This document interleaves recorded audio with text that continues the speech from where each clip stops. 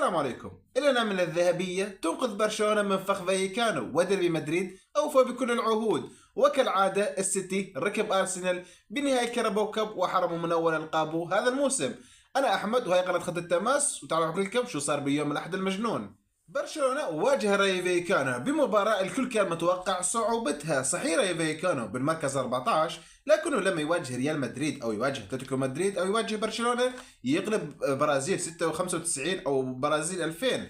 طبعا برشلونة حاول بالبداية انه يضغط على راي فايكانو ويسجل هدف مبكر، لكن المفاجأة كانت انه راي فايكانو هو من بادر بالهجوم وكان قريب من انه يسجل الهدف الاول باول دقائق المباراة.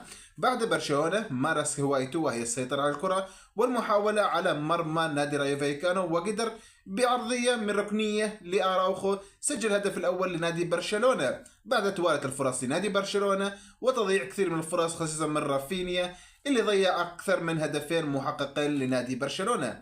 بعدها بلشنا بها الشوط الثاني واستمرت سيطرة برشلونة، لكن رايو فايكانو قدر ينجح أنه يسيطر على معظم اول بدايه الشوط الاول وكان قريب من انه يسجل هدف التعادل.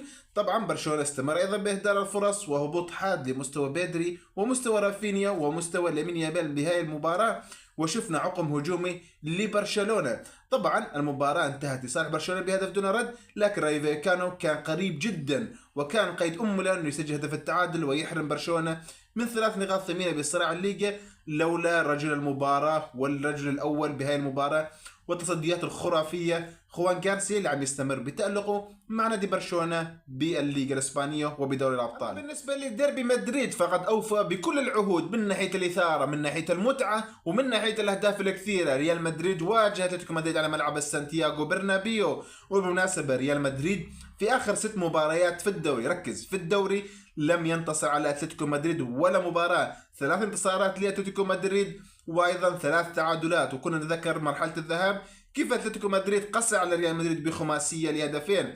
ريال مدريد دخل المباراه بضغط شرس على اتلتيكو مدريد وكان قريب من انه يسجل الهدف الاول بانطلاقه من منتصف الملعب لفيدريكو فالفيردي اللي وصل لمنطقه جزاء اتلتيكو مدريد وسدد تسديده ارتطمت بالعارضه.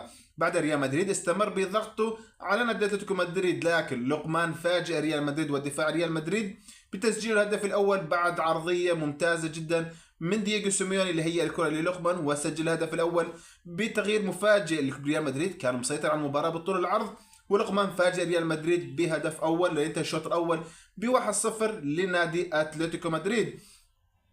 بداية الشوط الثاني اتلتيكو مدريد ركن للدفاع وريال مدريد مسك المباراة بالطول والعرض وقدر ب4 دقائق انه يسجل ريمونتادا تاريخيه. الهدف الاول اجى عن طريق فينيسيوس جونيور من ضربه جزاء بعد تدخل مدافع اتلتيكو مدريد على ابراهيم دياز، والهدف الثاني بضغط شرس وضغط مدروس من فيدريكو فالفيردي اللي قطع الكره من مدافع اتلتيكو مدريد بمنطقه الجزاء وقدر انه يسجل الهدف الثاني لريال مدريد لتصبح النتيجه بظرف 4 دقائق 2-1 لريال مدريد. 2-1 الكل شاف انه ريال مدريد ماسك المباراه ماسك الاستحواذ واتلتيكو مدريد حاول ياخذ الكره، ومن كرة ومن صاروخ فرد صوتي أطلقه مولينا استقر بشباك لونين بهدف مفاجئ ما حد كان متوقعه. النتيجة أصبحت 2-2 لريال مدريد وأتلتيكو مدريد.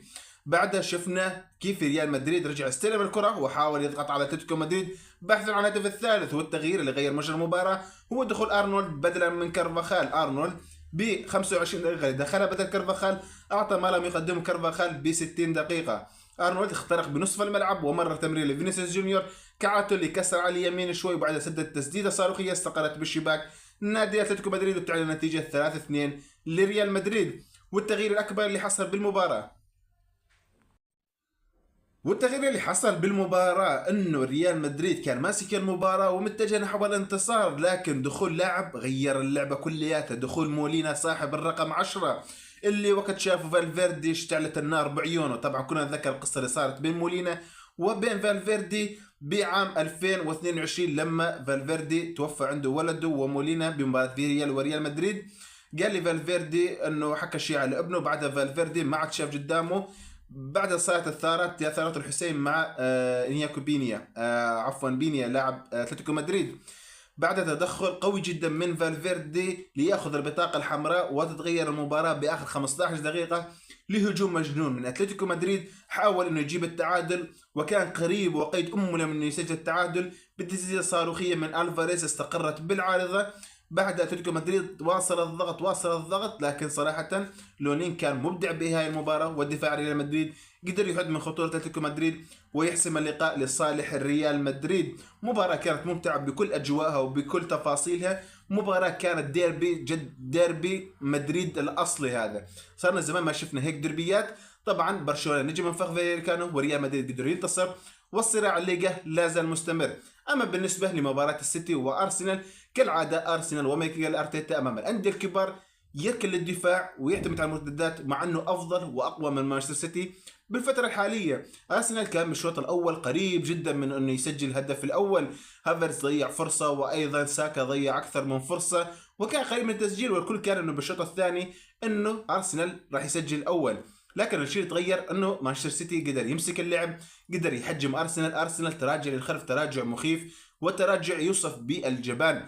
أرسنال أقوى من مانشستر سيتي بمراحل. اللاعبين الموجودين عند أرسنال والخام الموجود عند أرسنال صراحة أقوى من عند مانشستر سيتي، لكن مانشستر سيتي عرف كيف يصيد نادي الأرسنال بعرضيتين. قدر أوريلي انه يسجل واحدة بالراس وواحدة بالقدم، ويعلن الانتصار لمانشستر سيتي اللي قضى بقايا دقائق المباراة عم يضيع وقت يمين ويسار. أرسنال ضيع أول بطولة بالموسم، بقاله 3 بطولات.